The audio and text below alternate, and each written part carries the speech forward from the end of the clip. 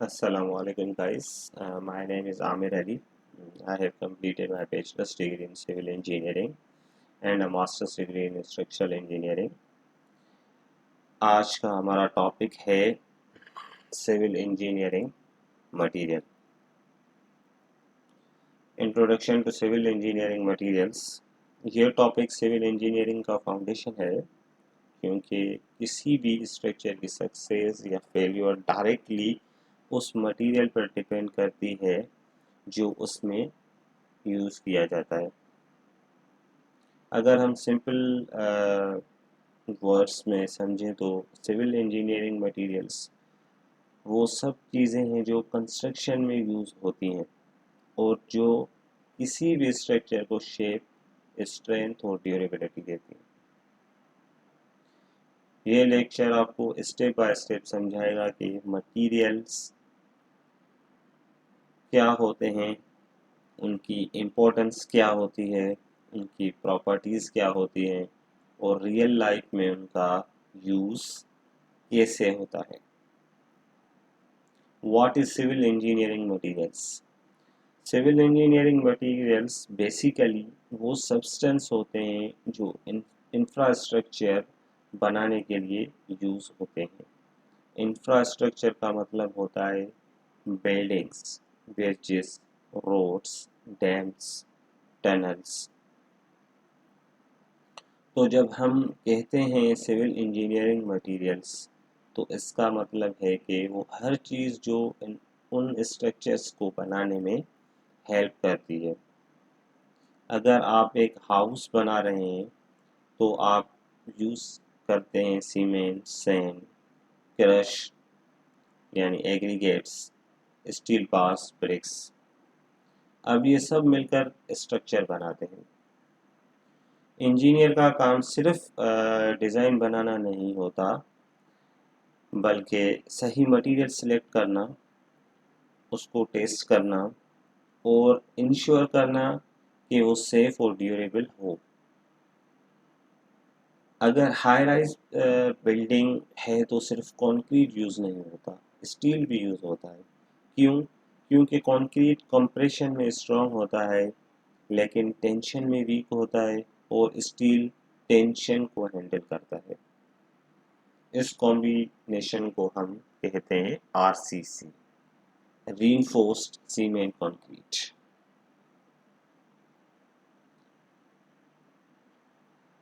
Importance of civil engineering materials.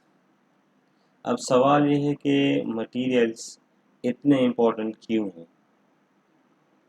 Simple जवाब ये है कि हर स्ट्रक्चर की लाइफ और सेफ्टी मटेरियल्स पर डिपेंड करती है। अगर मटेरियल अच्छा है तो स्ट्रक्चर लॉन्ग लास्टिंग और सेफ होगा। स्ट्रेंथ, मटेरियल्स स्ट्रक्चर को स्ट्रेंथ देते हैं। स्टील बीम्स बिल्डिंग को लोड कैरी करने में हेल्प करते हैं।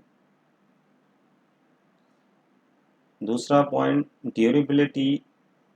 ड्यूरेबिलिटी का मतलब है स्ट्रक्चर कितनी देर तक चलेगा। अगर कंक्रीट मिक्स सही हो तो वो 50 से 100 साल तक चल सकता है। तीसरा पॉइंट कॉस्ट। डिफरेंट मटेरियल की कॉस्ट डिफरेंट होती है।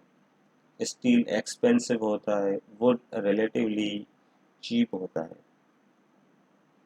Fourth point safety. अर्थक्वेक या हेवी लोड्स में मटेरियल का बिहेवियर लाइफ सेविंग होता है।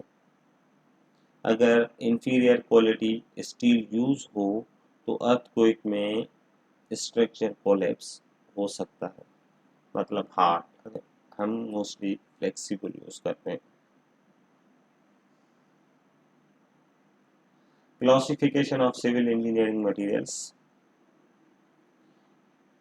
पहली क्लासिफिकेशन होती है सोर्स के बेसिस पर। नेचुरल मटेरियल्स, ये वो मटेरियल्स हैं जो नेचुरली मिलते हैं। For example stone, clay, timber. पुरानी बिल्डिंग्स में स्टोन्स मशीनरी यूज होती थी। टिम्बर्स भी मोस्टली जो अर्थक्वेक प्रोन एरियाज है वहाँ पे यूज होते हैं। स्टोन्स भी यूज किए जाते हैं मोस्टली ये नॉर्मल जो हाउसेस होते हैं वहाँ की फाउंडेशंस में भी यूज़ किया जाता है उनको। मैन्युफैक्चर्ड मटेरियल्स ये फैक्ट्री में बनाए जाते हैं। सीमेंट जैसे वो डिफरेंट इंग्रेडिएंट्स को यूज़ करके सीमेंट को बनाया जाता है। इसी तरीके से कंक्रीट को भी डिफरेंट इंग्रेडिएंट से बनता है, steel, asphalt, bricks. Modern buildings mostly जो है वो मैन्युफैक्चर्ड मटेरियल्स यूज़ करती हैं। By types metal, steel, aluminium. Metal जैसे स्टील और एल्यूमिनियम। स्टील स्ट्रॉन्ग होता है और कंस्ट्रक्शन में वाइडली यूज़ किया जाता है।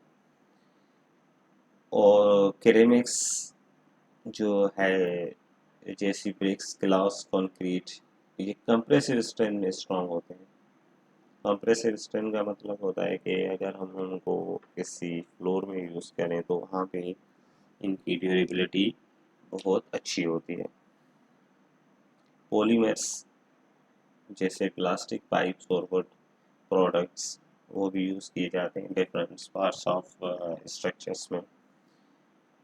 कंपोजिट ये कॉम्बिनेशन होते हैं दो या उससे ज़्यादा मटेरियल का, जैसे रीइंफोर्स कंक्रीट स्ट्रक्चर हो गया आरसीसी।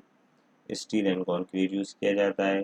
ब्रिज कंस्ट्रक्शन में आरसीसी जो है वो बेस्ट एग्जांपल है कंपोजिट मटेरियल का। Third one is by function. Structural materials जो लोड कैरी करते हैं, जैसे इनका फंक्शन होता है जैसे कॉलम हो गया, कॉलम का क्या फंक्शन होता है, जैसे बीम्स हो गए, स्लेब बीम्स पे लोड ट्रांसफ़र करता है, बीम्स कॉलम पे लोड ट्रांसफ़र करते हैं और जो कॉलम से वो फाउंडेशन पे जो है वो लोड ट्रांसफ़र करते हैं। और दूसरे होते हैं नॉन स्ट्रक्चरल मटेरियल जो फिनिशिंग में यूज़ होते हैं, जैसे पेंट हो गए, टाइल्स हो गए। उनमें कोई जो है वो नॉन स्ट्रक्चरल का मतलब होता है कि वो लोड बियरिंग मटेरियल नहीं होते, वो जस्ट जो है वो फिनिशेस या जो डेकोरेशन पर्पसेस के लिए उसको यूज़ किया जाता है। Basic material properties, mechanical properties को समझेंगे। मैकेनिकल प्रॉपर्टीज वो मटेरियल लोड के जो बेसिकली अंडर लोडिंग कंडीशन जो है वो कैसे काम करती है या कैसे बिहेव करती है। सबसे पहले स्ट्रेंथ है, मटेरियल कितना लोड बियर कर सकता है। स्टील हाई स्ट्रेंथ मटेरियल है, इसीलिए इसका एस्केपर में यूज़ होता है, यानी हाई राइज बिल्डिंग्स में वो उसको यूज़ किया जाता है। कंप्रेसिव जैसे कंक्रीट है वो कंप्रेसिव स्ट्रेंथ उसकी अच्छी होती है। जो स्टील है वो compressive strength as well as उसकी टेंसाइल स्ट्रेंथ दोनों अच्छी होती हैं।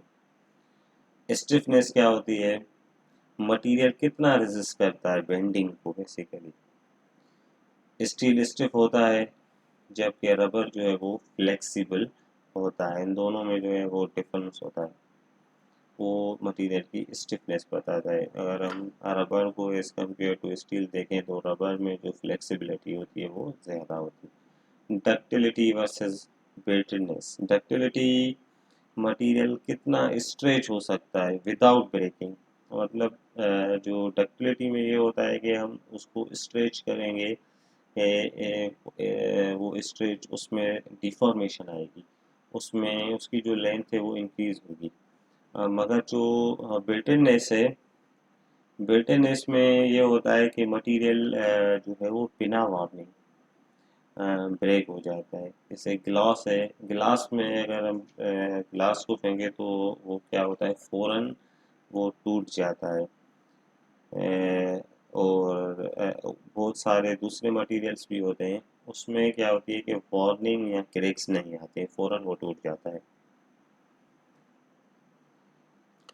टफनेस जो है वो मतलब मटेरियल जो है वो एनर्जी को कितना एब्सॉर्ब करने की जो है वो एबिलिटी रखता है। अर्थक्वेक जोन में जो टफ मटेरियल यूज़ जो है वो किए जाते हैं। Hardness, resistance to indentation, abrasion. Hardness का जो है वो कितना जो है वो मटेरियल जो है वो रेजिस्ट कर सकता है फोर्स को। बेसिक मटेरियल्स में फिजिकल एंड ड्यूरेबिलिटीज भी आती हैं, वो प्रॉपर्टीज भी आती हैं। अब हम मटेरियल्स की फिजिकल बिहेवियर को समझते हैं। डेंसिटी, डेंसिटी मटेरियल कितना हैवी है, मटेरियल कितना डेंस है।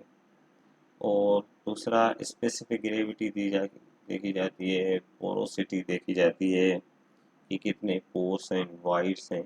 वाटर एब्जॉर्प्शन देखा जाता है कि जो ब्रिक्स हैं वो पोरस होती हैं और वाटर को ज़्यादा एब्जॉर्ब करती हैं एज़ कम्पेयर टू स्टोन, क्योंकि स्टोन में इतने पोर्स नहीं होते हैं, वो वाटर को इतना एब्जॉर्ब नहीं करते। थर्मल एक्सपांशन, कॉन्ट्रैक्शन कोफिशिएंट, ये भी प्रॉपर्टीज है कि टेम्परेचर चेंज से मटेरियल एक्सपांड या कॉन्ट्रैक्ट करता है। अगर टेम्परेचर फॉर एग्जांपल स्टील है, अगर हम टेम्परेचर इंक्रीज करेंगे तो वो क्या उसमें डिफॉर्मेशन होगी, उसकी लेंथ वगैरह इंक्रीज होगी। अगर कूलिंग करेंगे यानी टेम्परेचर को कम करेंगे तो उसमें क्या होगी, कॉन्ट्रैक्शन होगी, उसकी जो डिफॉर्मेशन जो लेंथ होगी वो कम होगी। अदर जो मटेरियल है, workability for fresh concrete, asphalt, ये दोनों के लिए चेक चेक किया जाता है। वर्केबिलिटी मोस्टली जो है वो फ्रेश कंक्रीट और एस्फॉल्ट के लिए यूज़ किया जाता है। अन साइट के जो सीमेंट है और कंक्रीट है उसमें वाटर सीमेंट रेशो कितना है, क्या वर्केबल है, हम इजीली काम कर सकते हैं उस पर या नहीं कर सकते, तो वो चेक किया जाता है। Through the slump test mostly किया जाता है on field. Major civil engineering materials में एग्रीगेट्स होते हैं। एग्रीगेट्स जो है वो sand, gravel, crush stone, foundation for concrete and asphalt. Aggregates का मेन और इम्पोर्टेंट रोल होता है कंक्रीट बनाने में। Cement and concrete mostly used construction material. सबसे ज़्यादा यूज़ होने वाला मटेरियल है। हर बिल्डिंग में फाउंडेशन कंक्रीट से बनता है, और जो है वो सीमेंट और कंक्रीट, सीमेंट जो है एक मैन्युफैक्चर्ड मटेरियल है, तो वो डिफरेंट इंग्रेडिएंट्स मिला के हम कंक्रीट बनाते हैं और मोस्टली यूज़ होने वाला मटेरियल है। स्टील एंड मेटल्स जो है वो रीइंफोर्स्ड और स्ट्रक्चरल फ्रेम्स के लिए यूज़ होता है। हाई राइज बिल्डिंग्स में स्टील फ्रेम्स यूज़ किए जाते हैं मोस्टली। वहाँ पे जो है वो स्टील के फ्रेम्स यूज़ किए जाते हैं और स्टील स्ट्रक्चर भी बनाए जाते हैं, कुछ फ्लोर्स भी बनाते हैं। मशीनरी में जो है ब्रिक्स और ब्लॉक्स से वॉल बनती है, पार्टीशंस के लिए यूज़ होती हैं ये। एसफॉल्ट रोड बनाने के लिए यूज़ होता है। टिम्बर जो है वो टेम्परेरी सॉरी टेम्परेरी स्ट्रक्चर और फिनिशिंग के लिए होता है। मटेरियल सिलेक्शन क्राइटेरिया, किस क्राइटेरिया के बेसिस पे मटेरियल को सिलेक्ट किया जाता है। अब सवाल ये कि इंजीनियर मटेरियल चूज़ कैसे करते हैं। स्ट्रक्चरल रिक्वायरमेंट देखते हैं, कितना लोड है और स्पान कितना है। मतलब लोड और स्पान्स जो आपकी दो लोड बेरिंग होते हैं स्ट्रक्चर्स, उनमें जो डिस्टेंस होता है उसको स्पान कहते हैं। इन्वायरमेंटल एक्सपोजर देखा है, क्लाइमेट कंडीशन और केमिकल्स। अगर हम सी साइड पे काम कर रहे हैं तो वहाँ पे कौन सा मटेरियल यूज़ करता है, क्योंकि वहाँ हाई ह्यूमिडिटी होती है, कोरोजन होती है, तो कौन सा मटेरियल यूज़ करता है, तो इन्वायरमेंटल एक्सपोजर्स का भी देखना बहुत एक इम्पोर्टेंट रोल होता है। Economic factors, initial and life cycle cost देखी जाती है। इकोनॉमिक फैक्टर्स में इनिशियल और मेंटेनेंस कॉस्ट दोनों देखी जाती है कि अगर हम इनिशियल कॉस्ट कर रहे हैं उसके बाद मेंटेनेंस कॉस्ट क्या होगी, लाइफ साइकिल कॉस्ट उसकी क्या होगी, वो सारी चीज़ें देखी जाती हैं। सस्टेनेबिलिटी, सस्टेनेबिलिटी में इन्वायरमेंटल फ्रेंडली मटेरियल यूज़ किया जाता है। जो स्टैंडर्ड्स एंड कोड्स हैं उसमें ASTM IS codes, euro code follow करना ज़रूरी होता है क्योंकि हर कंट्री का अपना कोड होता है। वो डिफरेंट जो वेदरिंग कंडीशंस होती हैं और डिफरेंट फैक्टर्स को जो नज़र में रखते हुए वो कोड्स तैयार किए जाते हैं। Testing and quality control, concrete और स्टील को टेस्ट किया जाता है बिफोर यूज़। और जितने भी मटेरियल्स हैं उनकी टेस्टिंग लाजमी होती है। सस्टेनेबिलिटी एंड फ्यूचर ट्रेंड्स, आज का construction future eco friendly direction में जा रहा है। सीमेंट और स्टील का यूज़ रिड्यूस किया जा रहा है क्योंकि CO2 इमिट करते हैं, कार्बन डाइऑक्साइड को ज़्यादा इमिट करते हैं, इसीलिए क्या करते हैं सीमेंट और स्टील का यूज़ कम यूज़ करने की कोशिश की जा रही है। जैसे वुड है तो वो जो है CO2 कम इमिट करता है। और डिफरेंट जो रिसोर्सेज होते हैं वो भी यूज़ होते हैं। रिसाइकल्ड मटेरियल को आजकल बहुत यूज़ किया जा रहा होता है। उसके अलावा ग्रीन कंक्रीट डेवलप हो रहा है, मास टिम्बर बिल्डिंग पॉपुलर हो रही हैं, तो ये चीज़ें जो है वो आ रही हैं। लाइफ साइकिल असेसमेंट में जिसे हम LCA भी कहते हैं, मटेरियल की complete life study, production, usages, maintenance, disposable, ये सारी चीज़ें लाइफ साइकिल असेसमेंट में देखी जाती हैं। Smart materials and it self healing concrete, self healing concrete जो में ये होता है कि अगर हम क्रैक्स आ जाते हैं तो उसमें डिफरेंट माइक्रोबियल सीमेंट यूज़ किया जाता है उन क्रैक्स को जो है फिल करने के लिए, स्ट्रेंथ इंक्रीज करने के लिए। सेंसर बेस्ड स्ट्रक्चर होते हैं, वो मॉनिटरिंग की जाती है, डिफरेंट सेंसर लगा रहे हैं कि कितने टाइम में जो स्ट्रक्चर है उसमें हमारी डिफॉर्मेशन आती है, वो सारी रिकॉर्ड किए जाते हैं।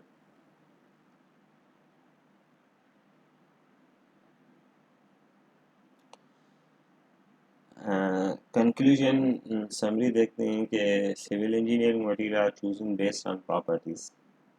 सिविल इंजीनियरिंग मटेरियल स्ट्रक्चर की स्ट्रेंथ डिफाइन करता है, ड्यूरेबिलिटी इंश्योर करते हैं, सेफ्टी प्रोवाइड करते हैं, कॉस्ट और एनवायरनमेंट इम्पैक्ट कंट्रोल करते हैं। की मटेरियल्स जो हैं वो aggregate, concrete, steel, machinery, asphalt timber. Understanding micro structure properties application is fundamental for the safe and efficient design. Always test material and follow standards. Summary conclusion में कि जो different materials हैं different structures के लिए use किए जाते हैं according to their properties. Always remember जो सही मटेरियल होता है वो सेफ स्ट्रक्चर होता है। टेस्टिंग लाजमी करनी चाहिए, कंपलसरी होनी चाहिए, स्टैंडर्ड्स को फॉलो किया करना वो मस्ट होगा, तभी स्ट्रक्चर क्या होगा, हमारा बहुत अच्छा बनेगा। Thank you guys, I hope आज का लेक्चर आपको सिविल इंजीनियरिंग मटेरियल्स का स्ट्रॉन्ग और क्लियर कॉन्सेप्ट दे गया होगा। नेक्स्ट लेक्चर में हम हर मटेरियल को इंडिविजुअली डिटेल में स्टडी करेंगे। Thank you so much.